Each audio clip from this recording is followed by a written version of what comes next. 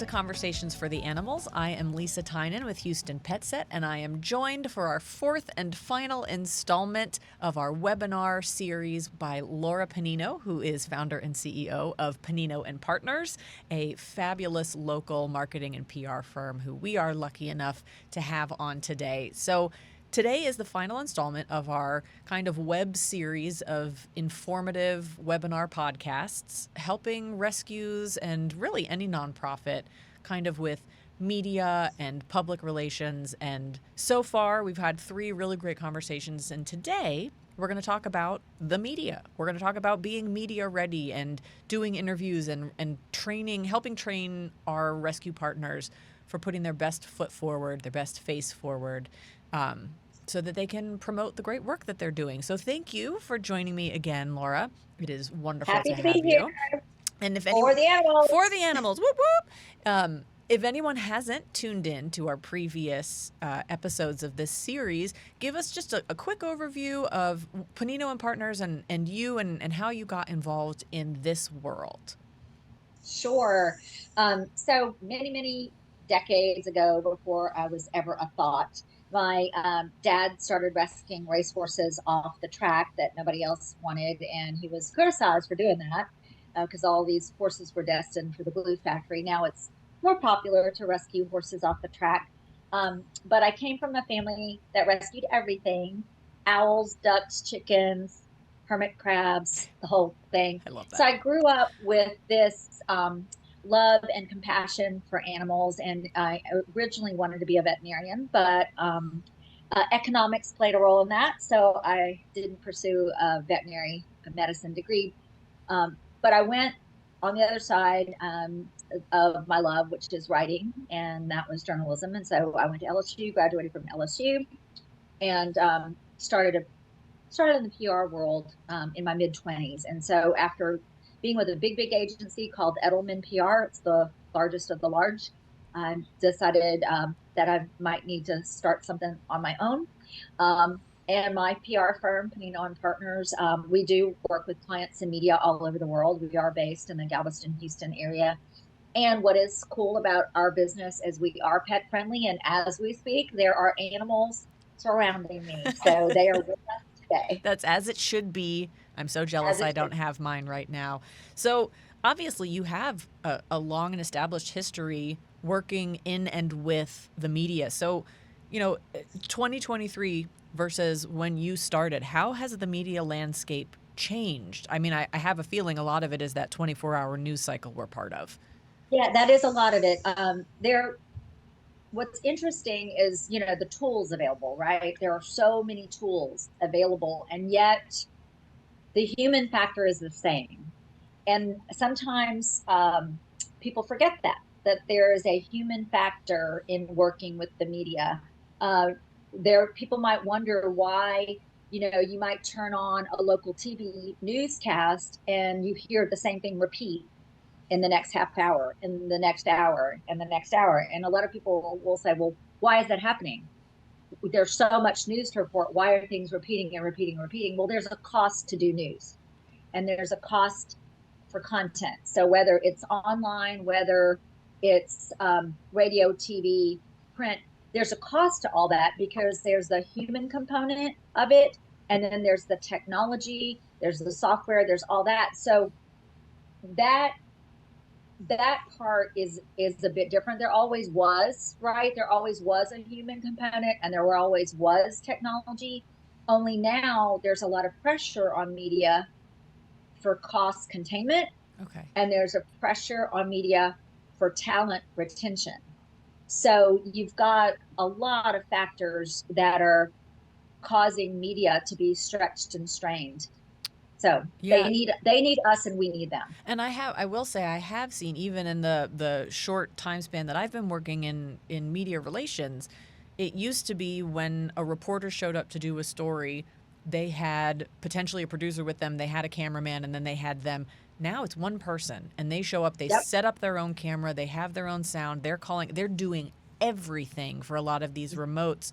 So it almost feels like if you are asking the media to come and showcase whatever you're doing, you need to have your stuff together because they are Right. on a time crunch. They are doing it all themselves because then they have to go back and edit everything also. Right. So Right. there's a lot of preparedness on our end that needs to Right. go into it first so that you're not wasting anybody's time.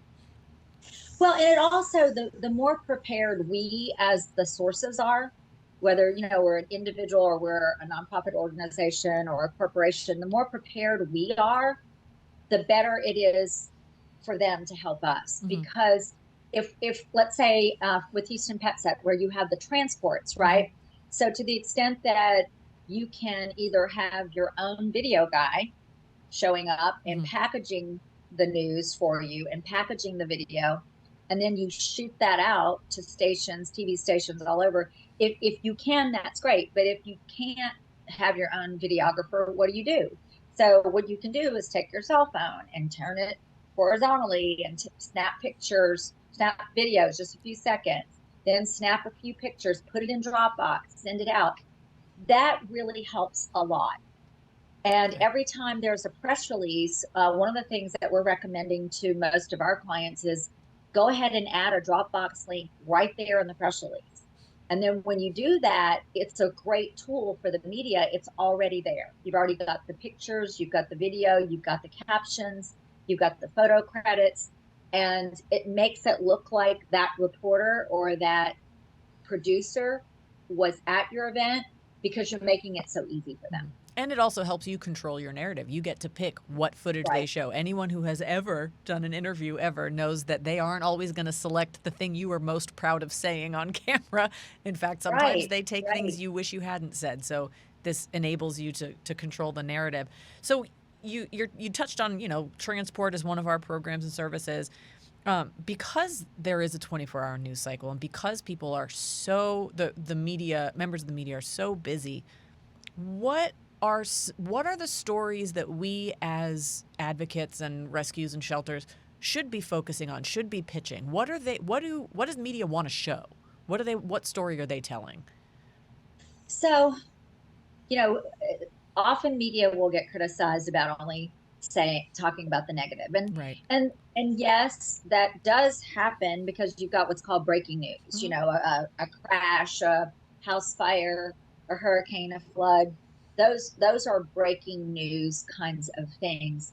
The good news is great too. And the um, good news examples could be, gee, we are having a spay and neuter clinic and we are helping communities that may not be able to afford these services, and our goal is, let's just pick a number, something crazy high. Yeah. Our goal is to spay or neuter 500 animals in the month of September. You know what I mean? So big goals tend to get attention. Let's say, this just occurred to me today, that one of the things that every one of our nonprofit partners can do is put out an appeal today. Like, if we are really hoping that August is Clear the Shelter Month, how can we do that? Well, maybe we can do that by encouraging this heightened awareness of fostering and adopting. So if all of us and all of your grant partners, like today, if we said, would y'all please today and every day in the month of August do this campaign to help clear the shelters, and let's recruit more foster parents, let's recruit more adopters, because we know how fatigued the current foster and adopter people are, right? So that would be a cool campaign where we could all collectively create this groundswell, right? Like, collectively we could do this major campaign. Yeah. I think that would be pretty cool. It would be cool. And from a media perspective, it sort of feels like they either love the lone hero story or they love the huge movement stories. And so, because so many people, there was a story recently about, our friend Callie Clemens, who spent days crawling through sewers trying to rescue a couple of pups. So that was that lone hero story. But when you get the entire community of animal welfare partners together doing the same thing, that also feels newsworthy. I like that idea. So another question would be, for someone who has never done anything in the media sphere, what are some just like basic media 101 tips and tricks for getting coverage, for fostering relationships with the media? So one of the first steps that I recommend to people is have your basic messages down. Like that's part one for everybody. What is our mission? What's our vision? If we only had three important things to say to anybody, whether that's a reporter we might meet at a luncheon or whether it's a potential donor, what are those three things that we're going to say? This is what we do. This is who we are. This is what we do. This is how we benefit people and animals, right? So those go into the key messages. And so my suggestion for everyone is start with mission and your vision and your messages. Top 3 to 5 messages that if that's all you can say, that's what you would say. The So elevator that's part pitch. one. That's part one. Yeah.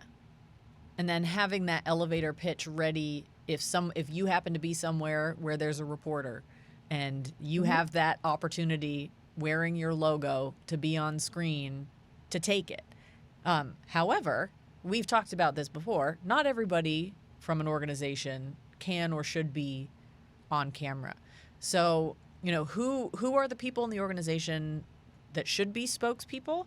And what kind of training should there be? If I'm an organization who's trying to get my name out there, how can I best prepare my team to be on camera or on the radio or whatever media opportunity has been presented?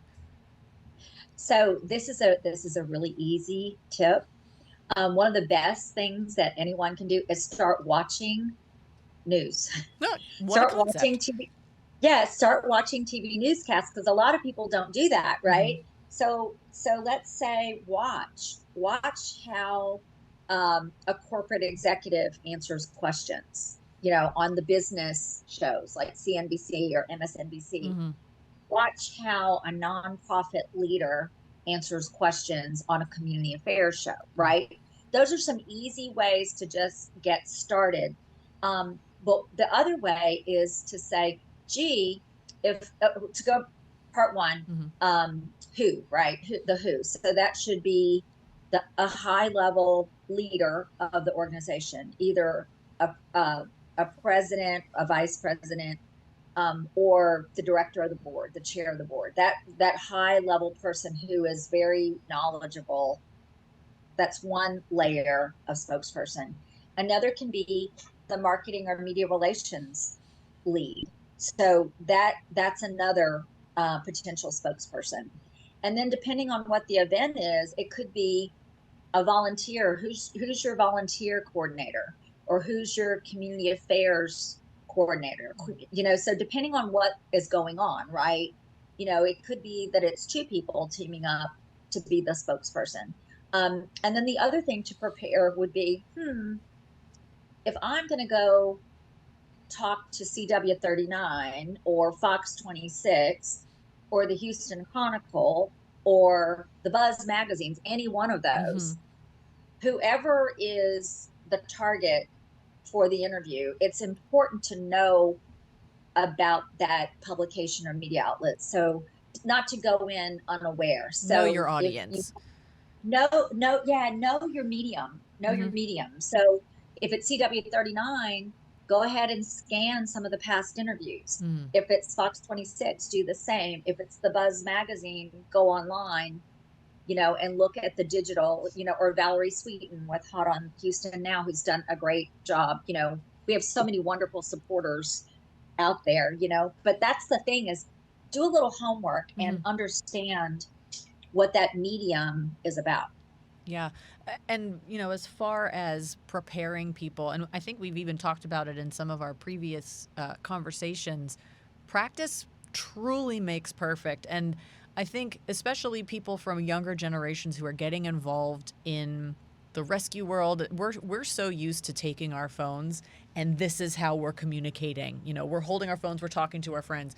But that's a different way than how we would speak if there's a news camera in front of us. And I will tell you, at a previous organization, we had a media training day where someone came in with a tripod and a full-size news camera, microphone, and threw questions at us and gave us scenarios. And the difference, I know for folks, and people younger than me, I won't age myself, were had not been around an actual fully handheld camera before, because they're sort of obsolete other than in news and filmmaking to younger folks. So having that big thing in their face, their eyes got wide and they were like, even if they knew exactly what they wanted to say.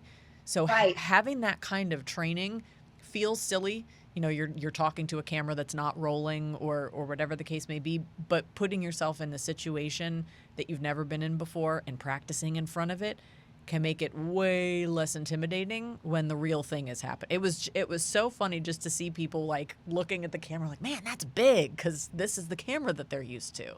It's a very different world. That's something that we have talked about together, is offering those kinds of media training workshops for your grant partners. Yes. And Pennino and Partners is more than happy to do that, because the way we feel about it is if we can help one organization who helps hundreds of animals, then collectively we're helping thousands, right? So if we can help, and we offer these training sessions where it's, part of it is how to work with the media, right? So what are the tips and tools to work with the media? Knowing who the media are is the first group. Who do you want to contact?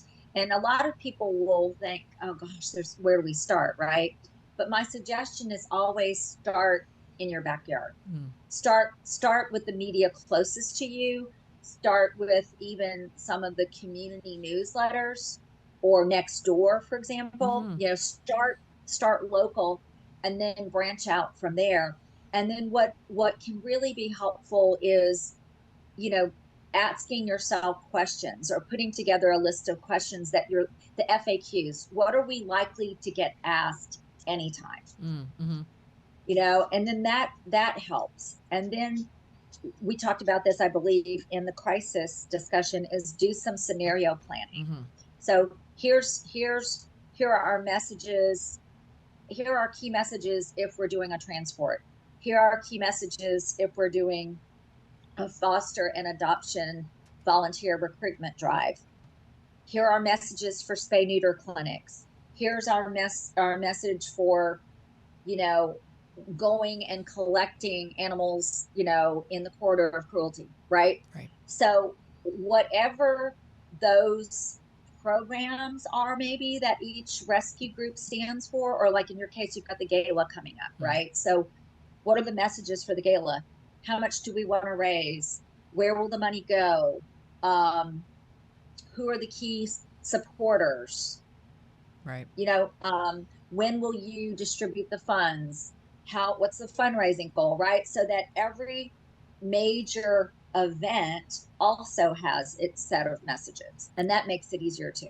And so many of us are used to the ease of sharing all of this on social media, and that is a monster audience. But again, not everybody has social media. But something that we have found is that when we share the story on, it's okay. You want to be part of the interview. When we share the story, sorry, that's the joy of working with animals. Guest appearance by Romeo. Hi, Romeo. So much of what happens is we share these stories out on social media, and the reporters are trolling these pages looking for stories. And so that's one reason, going way back to earlier conversations we've had, it's so important to present yourself well on social media, because the news is there, they're watching. But then a lot of times what happens is you share a story, and that's your version of a press release, and you get contacted by a reporter that says, who can I speak to about this? So once somebody, or if you've put out a press release, once somebody is interested in doing a story, what should your organization know before agreeing to conduct this media interview? What are the questions you should be asking of the reporter going into it? One of the best things, so let's say if it's, let's talk about broadcast versus print or online, right? Okay. So with broadcast, it's important to know, is this interview just for background, or are you planning to air a story? Okay. Right. So that's the important first thing. And then oh, well, if it's just background, a background interview could potentially lead to a story, but it doesn't necessarily mean that it's actually going to show up at a certain date or time. Okay. Also, it's important to know if an interview is live or recorded. Right. Because if it's live, we could say, hey, FYI, we're going to be on, TV tonight, or we're going to be on KPRC. Tune in at 7 a.m. or 7:30 a.m. and please watch us, right? So you could promote that if you know it's live. If it's recorded, often if it's recorded, you'll still get an air date. You can still ask, hey, when is this going to air? Or when is this going to post? When is it going to publish? And again, you have an opportunity to communicate that. So that's really good. I will say too, here's a tip for everyone. If anyone is working on a live interview situation, and let's say it's an in-studio interview, and we all know that driving around the greater Houston area can be quite the challenge. Disaster.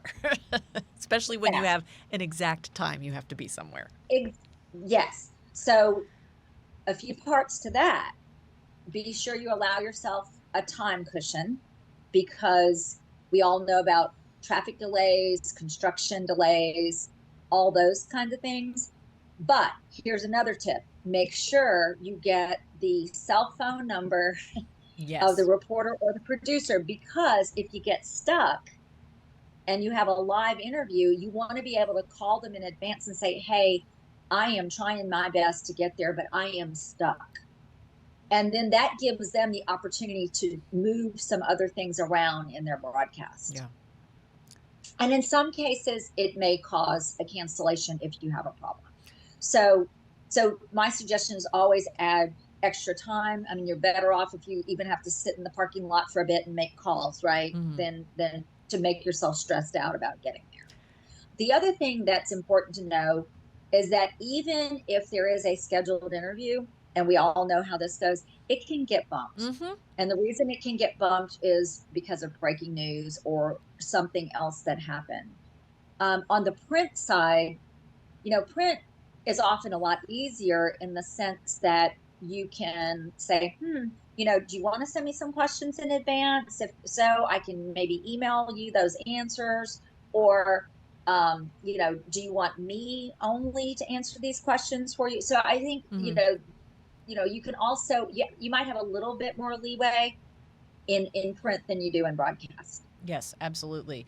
And I know with a lot of these opportunities, especially in the animal welfare world, most reporters, let's be honest, come in with an angle. And sometimes it's okay to ask, what are you trying to accomplish with this story? To make sure, number one, that what you say is relevant and has a better chance of making it in. But number two, sometimes if you are not aligned necessarily as an organization with the angle that they're going for, it's okay to decline an interview. We don't ever want to be part of a hit piece. We don't ever want to be associated with certain types of muckraking and journalism that's going to plant us in the middle of a controversy. So it's okay to say no if you don't think that the story serves your mission or your clientele. Yeah. So for example, I mean, that's a good point, Lisa. So one thing that you say is, hey, I just want to confirm, this is my understanding that the topic is X. Is that correct? I just want to confirm that that's what you want to talk about today. Now, if the reporter says, yes, absolutely, you can say, that's really great. I also want to make sure I tell you about this other thing we're doing, right? So it's important to be able to squeeze in another message if you can, or plant a seed for a future thing. Like, oh, well, gee, if you need a regular source, come back to us. If you need a regular source, come back to us. We're always willing to help you. Or, gee, if you're open to other ideas, we'd love to come back to you with some other story ideas or other event ideas. That's always helpful. But to your point, if a declining situation happens, often I've had to do that. It's like, hey, we'd love to help you. We're just not the right source for this topic. Right. However, John Smith Rescue over there, they can help you. we're, Yep. we're not the appropriate source for this, but that one is. And gee, we know the director very well, and he would love to chat with you. So here's that phone number. Yes, continuing to be helpful keeps that relationship intact, where even if you Yeah, had to decline an interview, you were still helpful enough to the reporter, the journalist, that they know they can come back to you with further questions. And I will say, I think every interview I have ever done, even if it was on a very specific topic, the last question that reporter has asked me is there anything else you want to say that I didn't cover in this interview? And sometimes I've got it like, yeah, I want to say this. Sometimes I forget and I'm like, So that's a really good thing to have prepared, just like you said, in your back pocket to plant a seed for the next thing, because that's an opportunity to talk about something you might not have had previously. correct. And the thing too that is good is, to follow up, right? If there is an interview, hey, thank you so much for this interview. Really appreciate the opportunity to speak with you. Oh, I forgot to mention XYZ. So if there's something really important that you forget to say, it doesn't hurt to send a follow-up email or text message or voice message and say, hey, just one more thing that I remembered. If you have time to work it in, please do. If you don't, I understand. And I also, to that same end, I have facilitated interviews where it wasn't me doing the actual interview. It was someone that I had set up, and they said something that we really didn't want them to say. It was off topic, and it came off kind of weird. And I sent a text message as soon as it was over to that reporter, and I said, hey, this wasn't scripted, and they went a little off script. Is there any way that you can take this line out? And I said, repeated what the interviewee had said. And they said, sure, no problem.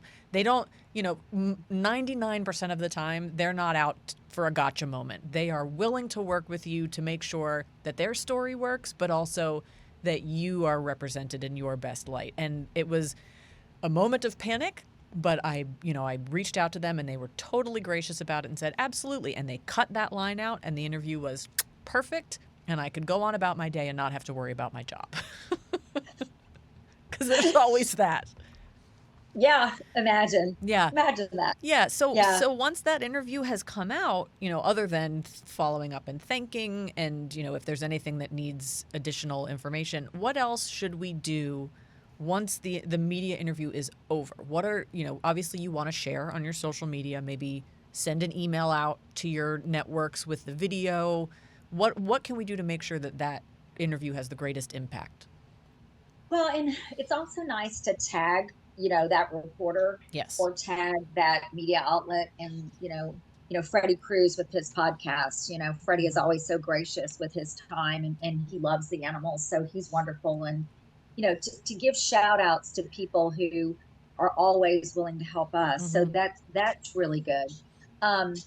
The other thing that you can do, I mean, I just mentioned this to one of our clients. It's like, you can actually take your press release, let's say if you have a press release, you can email it out, through your database and say, hey, here's our press release. We sent this press release to 1,000 media contacts in the US, but we wanted you to see it too. It's also nice to have a section on your website, yes, that shows coverage, or in the news. That's really good to have too. And then, you may be able to take, let's say if you have a blog, if you do a blog, you may be able to say, well, we're doing this major campaign on recruiting more foster and adoptive parents, right? So pet parents. So, here and in this blog, here's a little clip from an interview we did about that. So you can cross connect on those kinds of things. So, and I think the big takeaway there is recognizing that no single medium is going to reach your entire audience. So a news story that airs on the 10 o'clock news will reach a specific audience. So taking that link, because usually whatever they'll clip the story, they'll put it on their social media. So sharing the social media story. If there's a YouTube video, putting that in your newsletter and disseminating that and then linking it on your website. So basically, you're ensuring that every person that you touch in any way, shape, or form via the digital divide is getting access to this one story.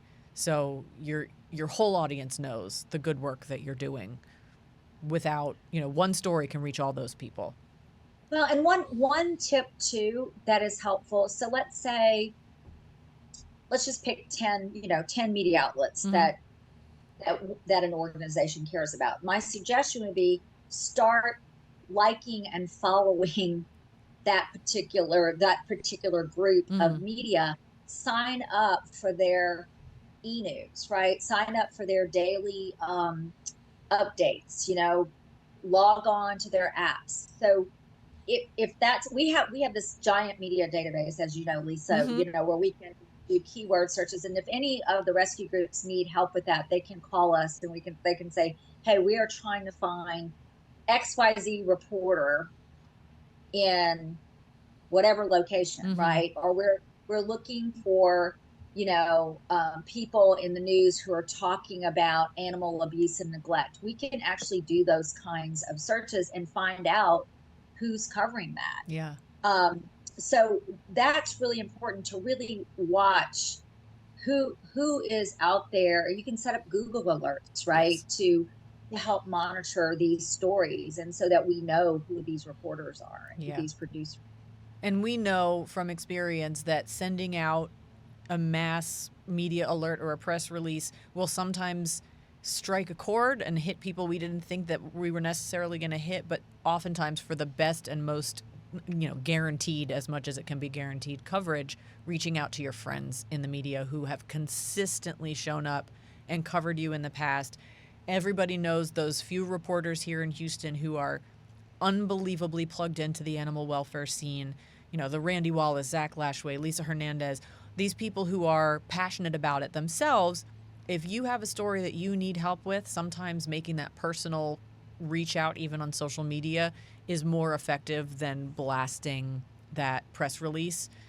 So being able to foster both kinds of relationships. Yeah. And you've got people like Sharon Melton and Casey Curry, and people who will just bend over backwards, and Deborah Duncan. How can we forget Deborah? Yeah. Lara Bell, there's so many who are just really great advocates for the animals.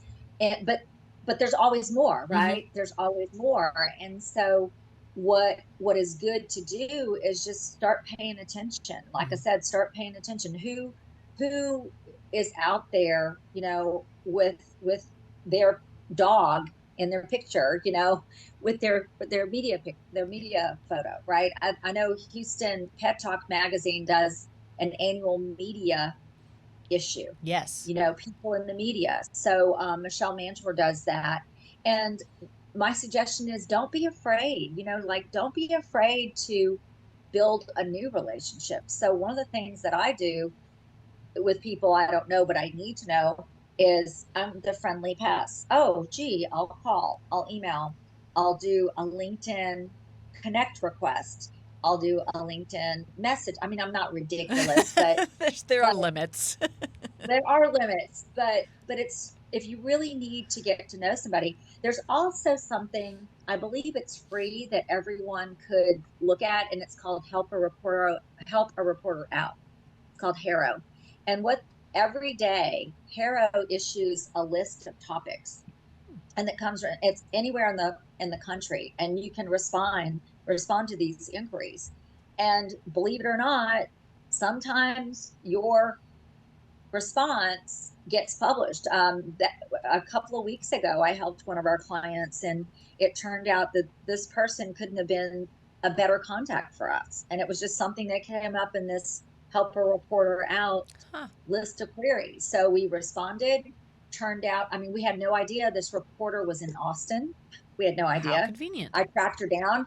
I researched, who she was. And it turns out she was directly the right person, for a client, not just for that one story, but, it's for a career college, right? So it's Universal Technical Institute Career School. And it turns out this lady has a son who's interested in going to career school, and they live in Austin where there is a campus. So perfect. It all worked together. But we couldn't have planned it that way, Right. right? It just was very serendipitous. And Yes. sometimes it worked out like that. And so, we, with all our best intentions, sometimes we just have to rely a little bit on luck, a little bit on the right eyeballs, seeing the right story. This has been super helpful. And I know we have talked previously, we're going to put together a media training for our grant recipients and for our rescue partners. And the goal is to do that a little bit later this fall. For sure, one of the things that we barely even touched on, which we will certainly want to talk about, is putting together materials like a press release, like a press kit, media alert. I know, Google can be your friend. They have formats that you can download and work off of, but really the best thing to do is practice and have a practiced set of eyes look over your work. So I know for sure that's something people will definitely want some guidance on. So we're going to make a mental note to include that in our training. Well, and remind me, Lisa, when we do that, to talk about the starter kit. That's what we call the starter kit. The fact sheet, the press release template, Q&A, fact, all that stuff. So remind me when we do that training. We'll cover that. Awesome. Yeah. Awesome. I think that's going to be so helpful for our partners. Laura, as always, an absolute pleasure chatting with you. I learned something. Yeah. I hope that our partners have taken something beneficial from this conversation, and we will for sure continue it in person at our training coming this fall. So everybody stay tuned to our social media. That's where we'll announce it, and we'll also send some emails out. And be sure to check out Pennino and Partners. You all are so wonderful to the people in this industry and offer so many resources that people would pay top dollar for. So thank you for your generosity. Well, happy to do it, Lisa. And I just thought of something else that I'd be happy to talk about with many people. There's a fear of fostering, right? A lot of people are afraid to foster. They're afraid that they'll fall in love with every animal. And I know, we do.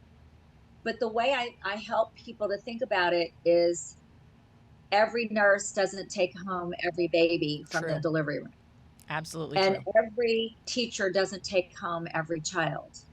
But while that child is there in school, or while that baby is in the nursery at the hospital, you care for that baby or that little pupil with all your heart and soul. And then you go, okay, next. And that's the way I see fostering, is as we are there to provide a safety net and to get the animal to the next step.